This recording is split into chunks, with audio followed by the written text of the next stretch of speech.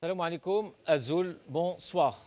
Donc, on continue notre débat d'aujourd'hui sur les présidentielles 2019 et on continue à nous poser des questions avec nos invités ici sur le plateau. J'ai le plaisir justement de recevoir ici sur le plateau avec moi Zoubida Assoul, présidente du LCP. Madame Assoul, bonsoir. Bonsoir et merci pour l'invitation. Avec nous aussi Hassan Mouali, journaliste. Hassan Mouali, bonsoir. Bonsoir, c'est un plaisir. Avec nous aussi M. Sadr Sellem, historien. M. Sellem, bonsoir. Bonsoir, merci. Et bien sûr avec nous Mohsin Belabas, président du RCD. M. Belabas, bonsoir. Bonsoir. Madame Assoul, donc les présidentielles qui arrivent, et on en a parlé avant justement, c'était en première partie justement, pourquoi aller aux élections, pourquoi ne pas y aller aussi, parce qu'il y a énormément de questions là-dessus. Est-ce que les élections en Algérie aujourd'hui peuvent être une alternative, peuvent apporter une solution à la crise dont justement se retrouve l'Algérie aujourd'hui? Ma question est toute simple justement. Pourquoi aller à ces présidentielles? Merci beaucoup. C'est vrai que c'est une grande question. Sauf que l'expérience nous a démontré depuis au moins qu'il y a eu l'avènement du multipartisme que normalement les élections sont un moyen d'assurer une alternance au pouvoir, sont un moyen de donner aux Algériens de s'exprimer librement. Sauf que tous nos invités ici, la première partie en Tamazight, ils étaient un peu d'accord que les élections ne servent absolument à rien. Pardon, non, j'y viens. Oui, bien sûr. Je veux juste d'abord présenter le décor, ensuite on va en débattre. Oui, normalement, c'est-à-dire si vous regardez un peu la Constitution qui garantit l'alternance au pouvoir, qui garantit justement la pratique démocratique, il y a eu des avancées sur les textes, sauf que nous avons malheureusement un système politique algérien qui est basé sur deux choses. C'est un système qui est basé sur la corruption et sur la violence. La corruption, parce que le système ne peut pas jusqu'à présent, en tout cas il n'a pas pu, depuis l'indépendance à ce jour, il n'a pas pu permettre l'émergence d'une classe politique sur la base des programmes, d'un débat démocratique où le citoyen s'exprime librement pour choisir librement un modèle de société ou alors une alternance politique quelconque. Le deuxième élément, c'est la violence. Nous avons quand même en face de nous un système qui est basé totalement sur la violence. Et la violence, elle est dans la pratique politique, elle est dans l'exercice du pouvoir, elle est dans les institutions, elle est dans l'utilisation des institutions de l'État contre les citoyens. Et donc le citoyen est de prime abord exclu de l'opération politique. Ça, c'est la situation qu'a généré ce système-là. On ne va pas quand même continuer à regarder ce système et de dire il n'y a rien à faire. Il faut bien faire quelque chose. Pourquoi? Parce que les citoyens attendent de nous, en tant que politique, en tout cas parti politique de l'opposition, ils attendent de nous qu'on puisse leur présenter une alternative politique qui puisse leur tracer le chemin d'aller vers... Les citoyens aujourd'hui en Algérie suivent les partis politiques, écoutent les partis politiques, adoptent les projets des partis politiques? Non, aujourd'hui, le pouvoir n'a pas permis cela. Le pouvoir n'a pas permis cela parce que, d'abord, le pouvoir fait dans l'exclusion. Donc, toute idée ou projet qui va à l'encontre de l'idée du pouvoir est d'office exclu. Donc ça ne permet pas effectivement l'émergence... Et aller dans des élections, ce n'est pas justement renforcer la position du pouvoir dans ce sens? Pardon, mais aussi, je peux aussi vous opposer de dire boycotter, ce n'est pas une solution. Parce qu'il y a des partis politiques qui ont boycotté pendant des années, mais est-ce que pour autant, on a apporté quelque chose à nos concitoyens qui attendent beaucoup de nous et qui attendent surtout qu'on leur, d'abord, apporte une alternative, mais aussi qu'on leur donne la chance eux-mêmes d'exercer ce choix à travers présenter un programme sérieux, présenter une alternative politique qui rend totalement avec ce système de gouvernance et qui va dans la construction de l'état de droit. C'est ça qui est recherché, c'est ça ce que les citoyens algériens attendent de nous, parce qu'ils en ont marre aussi d'être en marge, mais aussi d'avoir toujours les mêmes têtes qui dirigent le pays depuis plus de 50 ans. Monsieur Hassan Mouali, vous avez commis un article il y a 2-3 jours magistral justement sur le 5e mandat, sur les enjeux du 5e mandat. Mais si on parle aujourd'hui du rôle des médias en Algérie, est-ce que on n'arrive pas à le situer aujourd'hui. Est-ce qu'il n'y a pas de position claire par rapport aux élections? Est-ce que ce n'est pas de son rôle aussi? Les médias, la sphère médiatique, elle est un peu...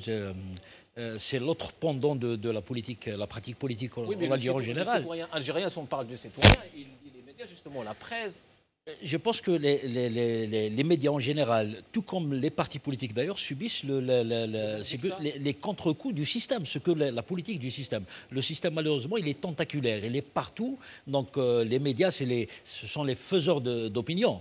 Donc le système a compris qu'il fallait impérativement domestiquer les médias, et les autres qui n'arrivent pas à domestiquer, il va essayer de les avoir par le chantage à la publicité, il va essayer de les étouffer. Et on voit beaucoup de journaux ont disparu. Et les chaînes de télévision, vous savez très bien qu'elles ont un statut un peu hybride. C'est des sociétés offshore. Elles sont basées à l'étranger, mais elles ont un agrément. Chaque année, elles sont soumises à un agrément. Donc, elles adoptent une ligne éditoriale un petit peu flottante en fonction des desiderata du système. Donc, il n'y a pas de marge de manœuvre pour les journalistes, tout comme les partis politiques. C'est bien facile de jeter la pierre aux partis, dire qu'ils n'ont pas réussi à mobiliser. C'est vrai qu'en partie, c'est vrai. Il faut bien faire un peu le bilan que les partis politiques n'ont pas suffisamment travaillé pour mobiliser au mieux la population algérienne depuis 1989 au moins. Mais en même temps, il faut bien reconnaître que le système s'est malheureusement solidifié. Il s'est solidifié. À un moment donné, la seule fois où il y a eu des élections ouvertes, que le système a laissé faire, c'était dans le sillage des événements d'octobre, c'était en 90 et 91. Qu'est-ce qui s'est passé? C'était le fils qui avait gagné. Donc, à partir de là, le système a compris qu'il ne peut plus ouvrir. Il ne peut plus ouvrir parce qu'il risquait à chaque fois que les choses lui échappent. Donc, et maintenant, il a réussi quand même à se régénérer, à se fortifier au point... Les médias, ce n'est pas leur rôle justement d'alerter, de parler... Oui, mais c'est bien facile, les médias. Ça fait 25 ans que je fais ce métier. C'est pas facile quand même. Maintenant, c'est les journaux papier, pratiquement, ils vivent une crise existentielle. Les grands journaux risquent de disparaître d'un jour au lendemain. Ils n'ont pas de publicité. La publicité étatique, la publicité, elle est gérée par l'ANEP. L'ANEP, c'est un organisme d'État. Elle donne la publicité en fonction des lignes éditoriales. Il y a des journaux, ce n'est pas la peine de les citer, mais bon, on peut citer le Watan, le Khabar, des journaux d'opinion qui portent l'autre voix. On ne leur donne pas de la publicité. Par contre, des journaux qui prêchent la cause du régime, naturellement, ils sont bien arrosés. Il y a même des journaux qui ils tirent maximum à 4000, 5000 exemplaires et vous retrouvez 5, 6 pages de publicité. C'est pas normal. Mais ça, c'est la logique du système, entre guillemets. La logique du système, il essaye de clientéliser la société avec ses partis politiques, ses journaux, ses associations, sa société civile. Il a essayé de se fabriquer une espèce d'État chimérique comme ça, qui est en décalage par rapport à la société. Et c'est pour ça qu'on a aujourd'hui un candidat à la présidentielle qui, dans n'importe quel pays au monde, n'aurait pas pu être candidat parce qu'il est malade. On n'est pas là pour parler de la maladie. Il est malade, il est lui-même d'ailleurs. Il est invalide. Oui. Je suis désolé, mais malheureusement, en Algérie, malheureusement, et ses supporters les plus ailés, ils le présentent comme étant le Messie. Sans lui, l'Algérie va se désagréger complètement, ce qui est bien sûr complètement faux. Mais la société est tétanisée. Monsieur Sadr Salem, vous êtes historien, vous avez connu un peu tout le processus électoral en Algérie. Est-ce que vous pensez vraiment que les élections en Algérie peuvent ramener un changement quelconque, ou alors ils sont là juste pour cautionner le régime, et pire, c'est juste assurer ou rassurer la continuité du régime? On a parlé de 92. 92, ça a été le refus de l'alternance par une poignée de gens qui voulaient rester. D'ailleurs, maintenant, quand on revoit les gens, les 4 généraux qui ont fait le putsch du 11 janvier, avaient tous été limogés. L'Arbi Belkhair par Chadli, avant lui Nazar par Chadli, ça a été révélé par les fils de Beloussif, Smaïl Lamari par Betchin, et Toufiq a failli être radié par Qasdi Merbah. Donc c'est des gens qui avaient une vengeance à prendre, et ils ont fait ce coup, là, que malheureusement certains partis dits démocrates ont été induits en erreur et ont apporté une caution. Mais nous avons aujourd'hui affaire à la même logique du refus de l'alternance sous une autre forme. On a des gens qui ne veulent pas quitter le pouvoir, qui ont une relation névrotique au pouvoir, et quand ils quittent le pouvoir, ils ont l'impression de passer de l'être au néant, parce que leur relation à autrui, leurs voisins, c'était fondé sur leur opulence, sur leur puissance, sur l'intimidation, et ils ont l'impression de cesser d'exister, et il faut leur rappeler qu'il y a une vie après le pouvoir.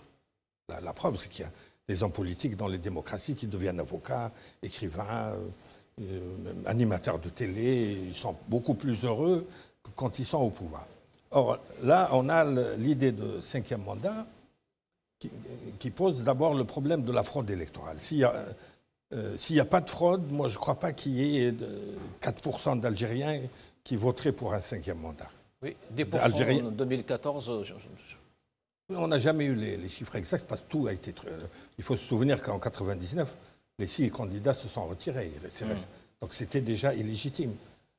Mais Bouteflika a essayé de rattraper par une éloquence extraordinaire pour le référendum de septembre 1999, où le meilleur diagnostic de la situation algérienne a été fait par Abdelaziz Bouteflika, qui a dit 15 généraux monopolise le commerce extérieur, ce n'est pas normal. Il a parlé de l'intégrisme éradicateur. Il a dit interrompre les élections, c'est la première violence qui justifie la contre-violence, etc. Or maintenant, les gens qui... Sauf que 20 ans après, on retrouve tout à fait le contraire. On parle en son nom, mais moi je pose la question, est-ce qu'il est au courant qu'il est candidat? Les gens qui rédigent les lettres en son nom. Or, là, on a maintenant une seule dialectique à l'intérieur de ce microcosme, c'est la compétition pour le poste de vice-président. On croyait que c'était Ouyahia, spécialiste du triturage de la Constitution. Mais maintenant, on lui sort celle-là. Et je pense qu'il y aura un arbitrage d'un troisième personnage qui va créer une première vice-présidence et une deuxième vice-présidence pour les mettre d'accord, comme ce fut le cas du temps de Ben Bella. Premier vice-président Boumedienne, deuxième Mohamed Saïd. Donc ils vont se mettre d'accord. Mais ce sont des gens qui sont ils sont en train de jouer avec les nerfs des Algériens. Les Algériens ont fait preuve d'une patience illimitée jusqu'à maintenant. Et parlons de cette patience justement, M. Mohsen. Les Algériens, enfin, ils ont un peu ras-le-bol de toute cette situation qui ne veut pas en finir maintenant, depuis des années. Mais à chaque rendez-vous, on se dit, bon, peut-être ça va changer, peut-être il va y avoir... Mais là aussi, d'ailleurs, on se pose la question, est-ce que c'est possible d'aller dans des élections déjà jouées? On sait très bien que Bouteflika, comme disent beaucoup d'observateurs, Bouteflika est président, mais pas candidat. Non, d'abord, nous, au niveau du RCD, on est arrivé à une conclusion, c'est qu'il n'y a pas d'élection présidentielle. Il y a une désignation d'un chef de l'État. Et c'est pour cela qu'on ne parle pas de boycott des élections. Et on ne parle pas de participation. À partir du moment où il y a une désignation, comme ça a toujours été le cas, mais plus maintenant qu'avant. Parce que dans la situation d'aujourd'hui, le candidat du système, en réalité, c'est un poster. On n'a pas connu ça par le passé. Jusque-là, il y avait quand même un minimum. Rappelons juste, M. Mohsen Benabbass, que Bouteflika, il a désigné, c'est lui qui a nommé le président du Conseil constitutionnel, il est en train de désigner d'autres responsables. Est-ce que c'est normal, justement? Tout ça, c'est pas des signaux? Moi, je pense que le plus important, ce n'est pas cela. Moi, je pense que nous devons apprendre de notre histoire récente, voire remonter jusqu'à 1954. Parce que moi, je considère que nous sommes dans une situation qui ressemble à 1954. C'est la situation où les Algériens ont compris et ont décidé qu'il fallait prendre les armes pour arracher l'indépendance nationale. Pourquoi nous sommes dans une situation semblable? Parce que je pense que les Algériens ont compris qu'il est temps de changer d'ordre politique, de système. Vous comparez ce système à un système colonial? Oui, c'est un système qui a calqué le système colonial. Faux départ en 62, parce qu'il fallait bien démarrer en 62. Mais en 62, l'erreur, c'était d'avoir cherché un messie. Ils ont placé M. Ben Bella, par la suite c'était Boumediene, par la suite c'était Chadli Ben Jdid, mais ils n'ont jamais pensé à se mobiliser autour d'une vision. Comme ça a été le cas en 1954. En 1954, les Algériens n'ont pas cherché un messie qui allait libérer l'Algérie du joug colonial. Il y a eu l'idée de la libération du pays par les armes. Donc la déclaration du 1er novembre. Aujourd'hui, le problème, que ce soit pour les gens du pouvoir, que ce soit pour une bonne partie de l'opposition, voire même pour les populations. Oui, mais justement, la réunion de Zeralda, par exemple, tient toujours la route. Mais en plus de ça, il y a le ras-le-bol aujourd'hui citoyen. Les Algériens sortent de... Est-ce que vous pouvez espérer à une démarche... Avant d'arriver à la démarche, il faut qu'on comprenne une bonne fois pour toutes. Si en 1991, il y a eu l'arrêt du processus électoral, si maintenant on continue à refuser d'organiser une élection libre, c'est parce que dans notre pays, la totalité des pouvoirs sont concentrés entre les mains du président de la République. Céder le pouvoir dans ces conditions à quelqu'un d'autre, c'est accepter de disparaître du pouvoir pour un bon bout de temps. En 1991, s'ils avaient laissé le fils prendre le pouvoir, la peur qu'ils avaient justement, c'est parce qu'il y avait la totalité des pouvoirs entre les mains du chef de l'État. Actuellement, c'est pareil. Bouteflika, plus qu'en 1991. Durant ces 20 dernières années, il a fait tout pour faire disparaître le peu de contre-pouvoir qui continue à exister jusque-là. Et c'est pour ça que nous disons qu'il faut profiter de cette situation pour aller... Mais à l'époque, c'était aussi les démocrates qui avaient peur aussi. Ce n'est pas seulement les démocrates, c'est tout le monde qui a peur. Le chef de l'État de l'époque, il avait peur. Une partie des dirigeants du fils avaient peur. Les démocrates avaient peur. Le peuple algérien avait peur. Et c'est cette peur qu'exploite actuellement encore le dirigeant. On a peur de l'élection libre parce que si on arrive, n'importe qui va arriver au pouvoir dans cette situation, il va avoir la totalité des pouvoirs. Donc moi, l'idée autour de laquelle nous sommes en train de réfléchir, c'est comment faire pour asseoir des mécanismes qui assurent une alternance démocratique au pouvoir. Comment créer les mécanismes qui permettent la création de contre-pouvoirs forts. Comment faire pour avoir un véritable conseil constitutionnel en Algérie, un conseil constitutionnel qui est un contre-pouvoir, qui est censé être un contre-pouvoir. Ce n'est pas le cas aujourd'hui, parce que si c'était le cas, le Conseil national va invalider la candidature du poster, parce que pour raison de santé, il va l'invalider. Deuxième raison pour l'invalider, c'est qu'il n'a pas le droit de se présenter pour un 5e mandat. La nouvelle constitution ne lui permet pas de se présenter pour un autre mandat. Donc c'est à tous ces instruments que nous devons réfléchir au niveau de l'opposition. Madame Zoubeda Assoul, M. Mohsen Belabbas, il vient juste d'anéantir tout, enfin, quelques arguments du moins qui vous poussent à aller justement dans ces élections. Pourquoi y aller? Pas du tout. Surtout en tant que Zoubeda Assoul, vous attendiez quand même à cette question. Vous étiez à Moatana contre les élections. Je le suis toujours. Voilà, et vous retrouvez maintenant avec Ali Rderi pour aller justement aux élections. Oui. Comment vous arrivez à concilier entre tout ça? Écoutez, ce que disait Si Mohsen Belabbas est très juste sur le plan de l'analyse de la situation. On est tous d'accord.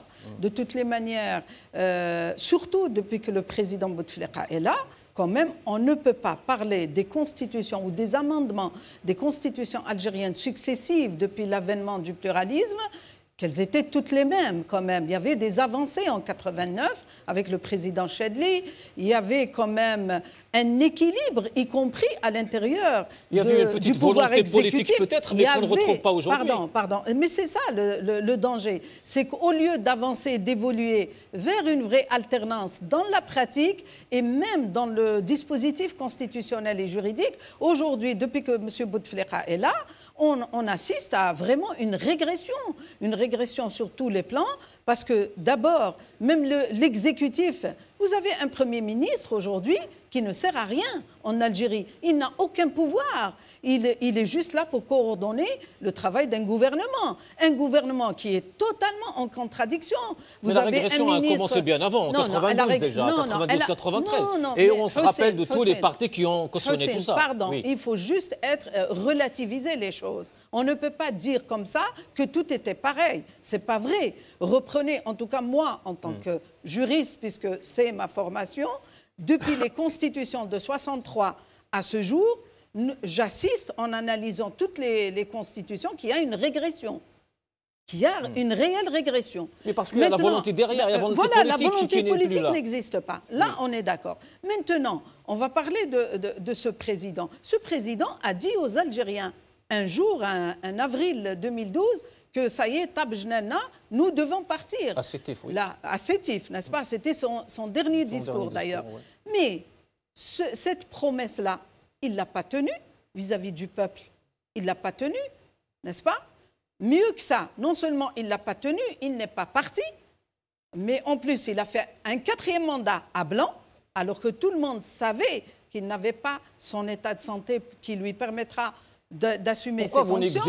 Pourquoi vous n'exigez pas, vous par exemple, en tant qu'Ali Rderi, au Mouatana, au l'UCP, pourquoi ne pas exiger une commission sur l'état de santé du président? Pourquoi? Qu'est-ce que vous empêche? Aujourd'hui, oui. D'abord, il faudrait qu'on remette les choses à l'ordre, quoi. Aujourd'hui, Bouteflika, jusqu'alors, ce qu'on a entendu par la dernière lettre qui parle de sa candidature, ce n'est qu'une candidature à la candidature. Moi, c'est comme ça que je la lis. Ce n'est pas encore une candidature. Et je vais dire pourquoi. Parce que tout simplement, on ne peut être candidat que lorsque le Conseil constitutionnel aura examiné le dossier de tout candidat.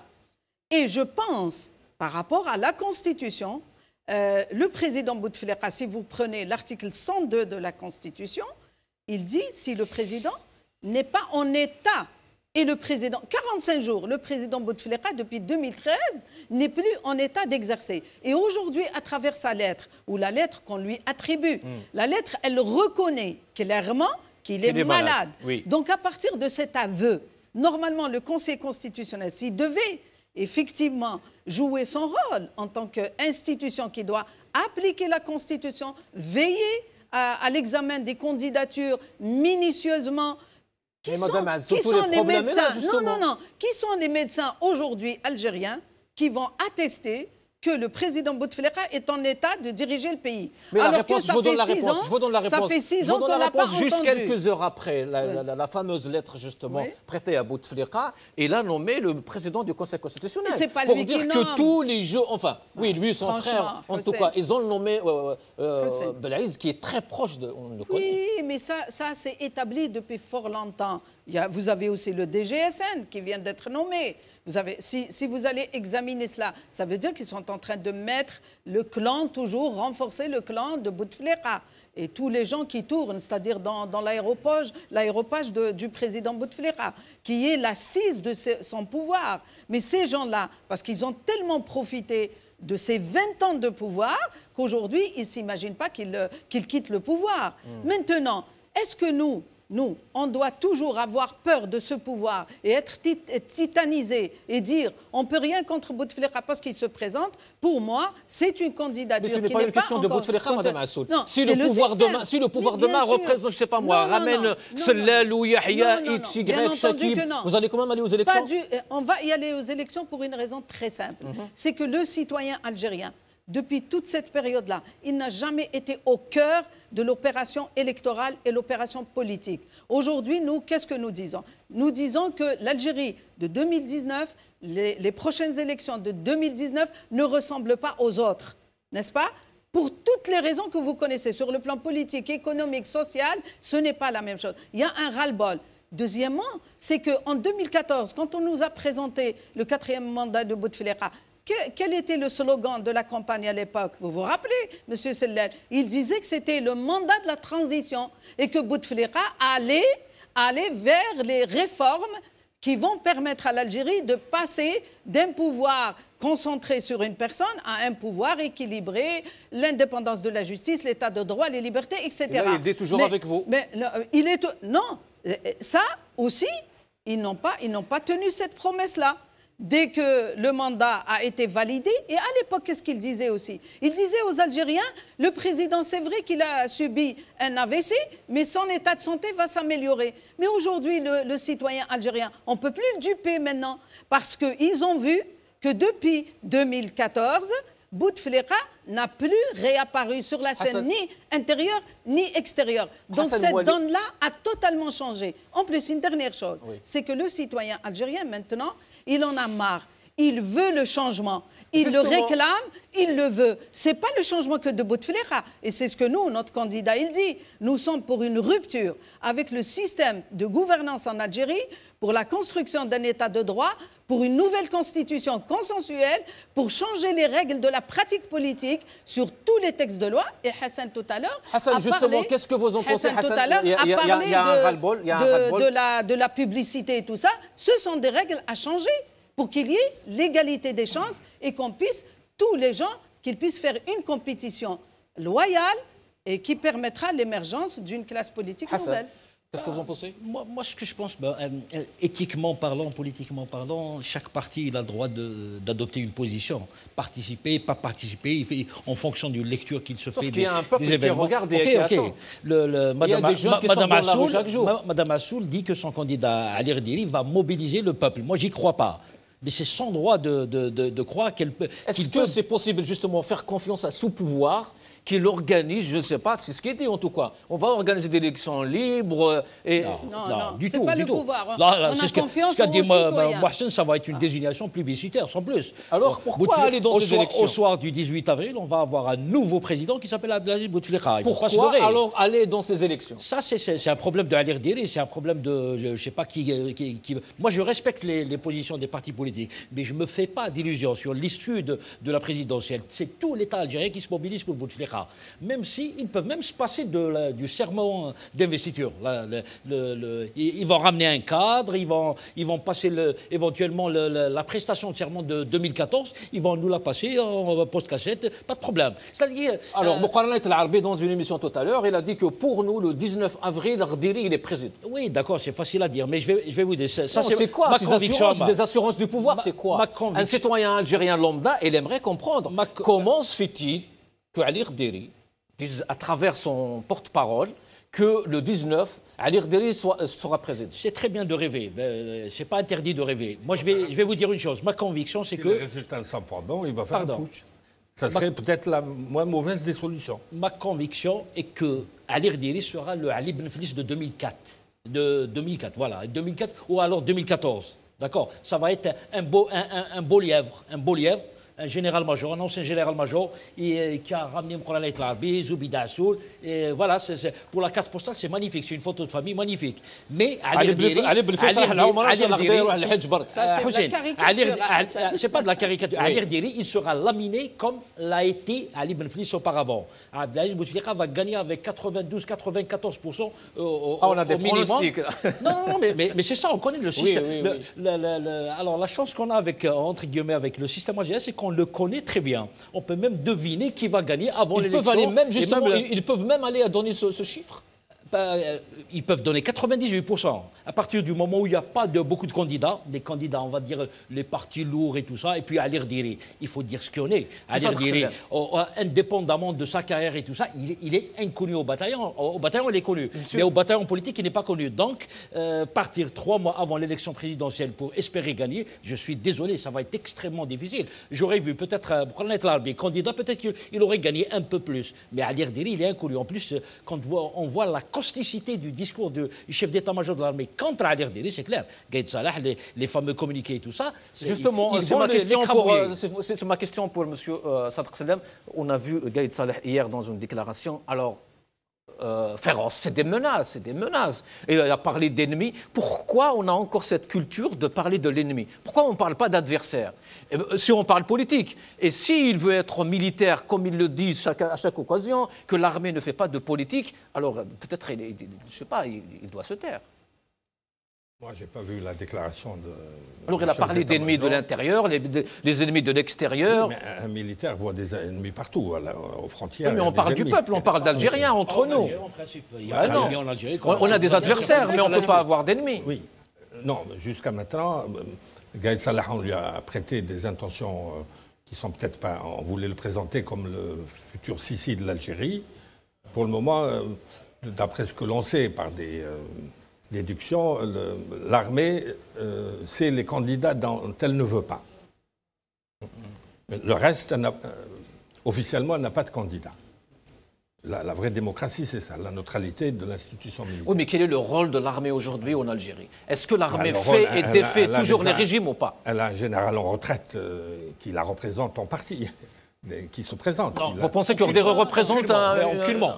Il est attaqué par l'armée. Je suis désolé. Non, il y avait beaucoup de généraux là, dans la Monsieur Orderi n'a même pas pu aller dans un cimetière, assister à un enterrement comme Est-ce qu'un général de ce poids, enfin c'est ce qu'ils disent en tout cas les pro-Orderi, est-ce qu'un général qui n'arrive même pas à accéder à un cimetière peut justement affronter ce régime?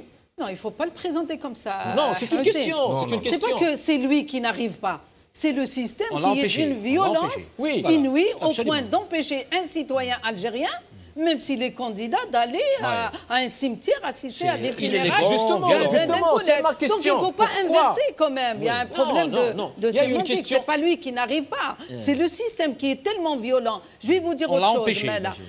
On a essayé même, on a assisté à une conférence sur l'intelligence artificielle. Eh bien, avec Ali Orderi et moi-même, je l'accompagnais avec une troisième personne et nous avons payé nos tickets. Ils ont demandé aux organisateurs de nous chasser. Je reviens vers vous, madame. C'est le système qui est violent. Je reviens vers cette question. Monsieur, avec tout le respect que l'on doit pour tout Algérien qui a le droit de se présenter dans... Mais en politique, on se pose toujours de questions. Pour lequel on a un préjugé favorable, jusqu'à ce que... Jusqu'à la preuve du contraire. Bon. L'Algérie a besoin d'une grande adaptation à la nouvelle donne, à la fois intérieure et internationale, qui suppose un changement et une rupture avec les mœurs du passé qui l'ont conduite à l'impasse. Or, le changement, c'est le changement de personnel. Un général à la retraite, je suis désolé, ce n'est pas le signe d'un grand changement.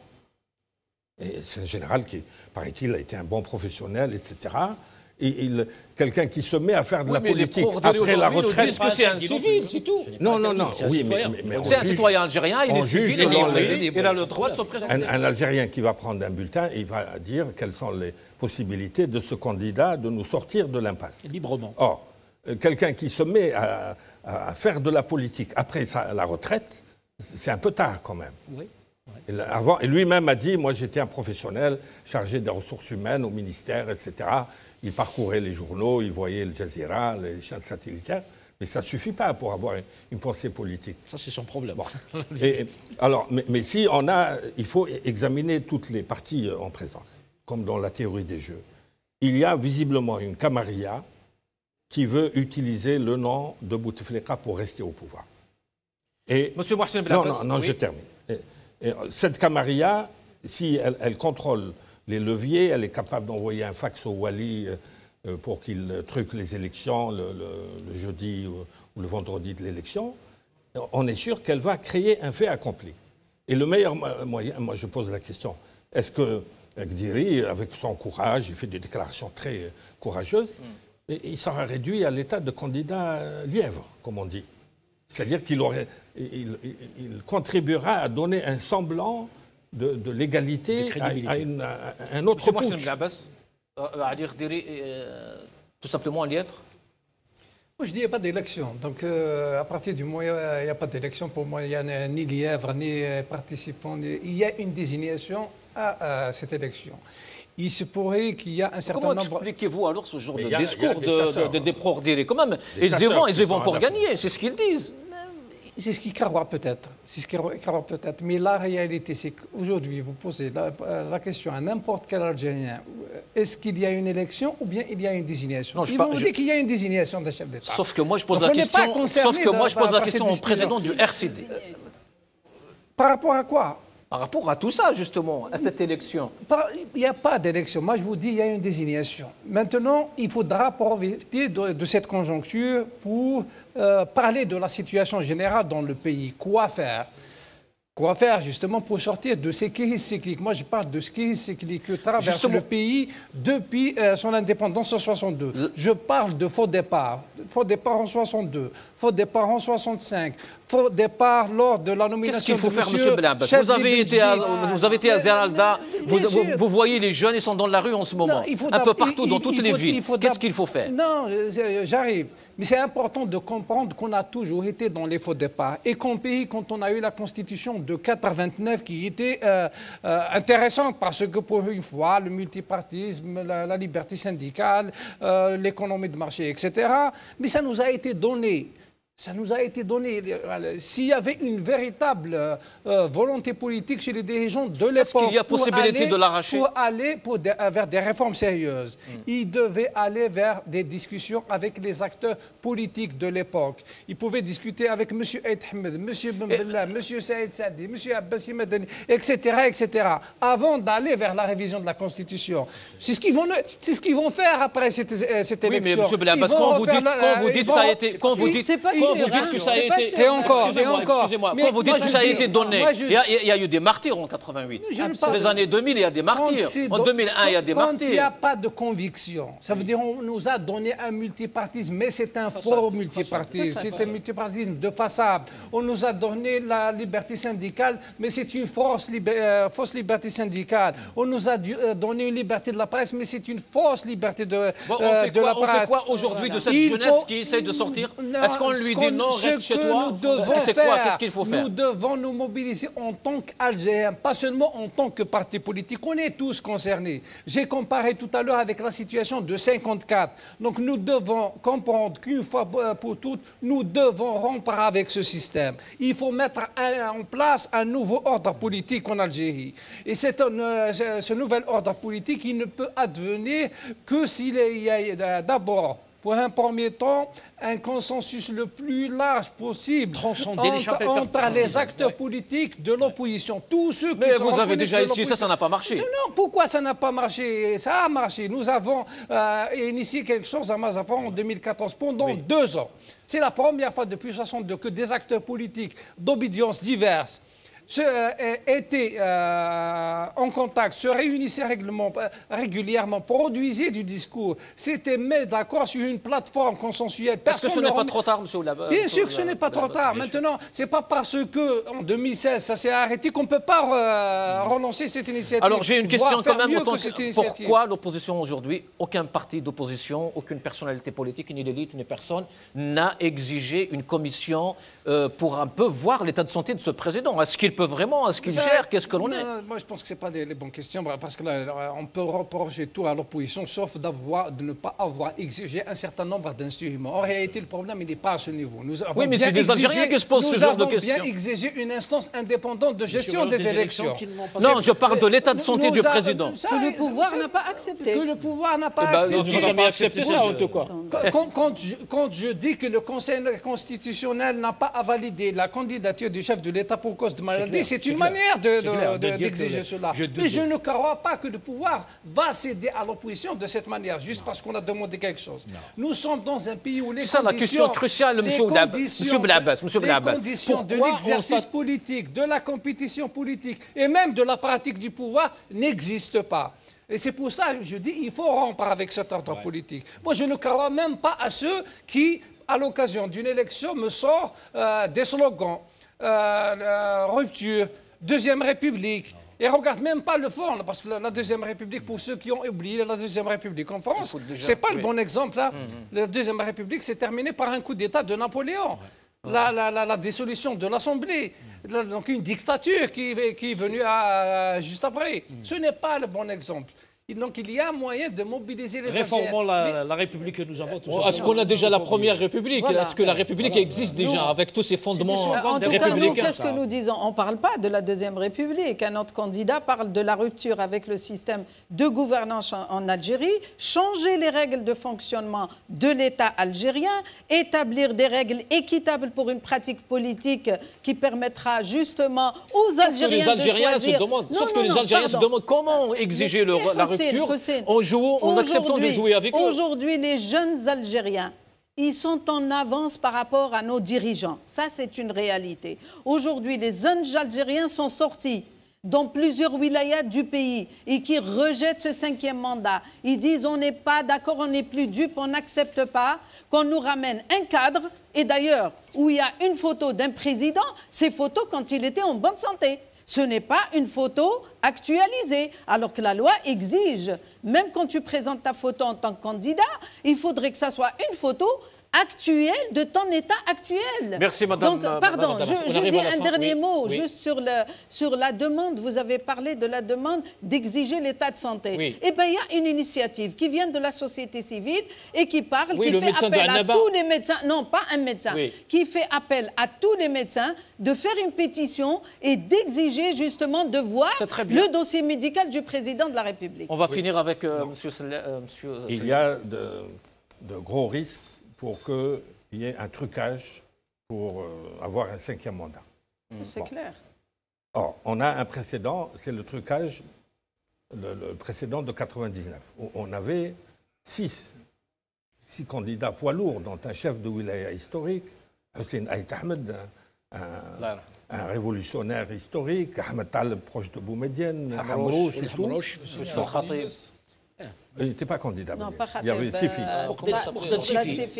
Oui, Moukhdad, oui. Ils avaient des preuves révélées par des commandants de secteur. Oui, c'est Taleb qui a appris par un commandant de Msila. Il aurait gagné, Taleb. Parce que l'armée vote 48 heures avant, il lui a dit trucage généralisé. Or, Taleb rencontre le ministre de l'Intérieur de l'époque. Et il lui signale cette anomalie. Et l'autre lui dit, moi, je n'obéis qu'au général-major Intel. Or, le ministre de l'Intérieur de l'époque, c'est qui? C'est le directeur de campagne de Bouteflika, aujourd'hui. Donc, est-ce que vous croyez que le général-major Gdiri, malgré sa stature, va avoir beaucoup plus de poids que les 6 qui avaient des preuves que le trucage a eu lieu? Et c'est leur patriotisme qui les a empêchés de faire appel à la rue pour qu'il n'y ait... Parce que la rue, le général Nazar et compagnie sont prêts à la massacrer. Alors, est-ce que le général Gdiri va innover en faisant constater la fraude? Il va faire appel au peuple. Et est-ce qu'il assume le risque que le peuple soit massacré à nouveau? En tout cas, oui, c'est ce qu'il a dit cette semaine. Il a dit l'État a le pouvoir de maîtriser la rue. Je vais vous répondre. Notre candidat, il dit une chose très simple. Notre seul allié, ce sont les citoyens algériens qu'on voit appeler massivement à aller voter, mais aussi à aller surveiller leurs voix. Ne pas laisser le pouvoir truquer les voix et voler les voix de notre candidat et les donner à quelqu'un d'autre. Pour cela, il faut déjà exister politiquement sur le terrain. Ils ont l'habitude de donner depuis des années à des assesseurs du pouvoir qui contrôlent les urnes. Même ça, il n'a pas de garantie tout seul. Non, ça dépend. Merci. On va travailler avec tous les partenaires politiques et la société civile. Ce n'est pas une personne ou un parti qui va le faire. Merci d'avoir accepté notre invitation. Avec plaisir. Hassan Bouali, merci. Sadr Salem, merci. Monsieur Blabas, merci. Merci à vous toutes et à tous. Salam alaikum.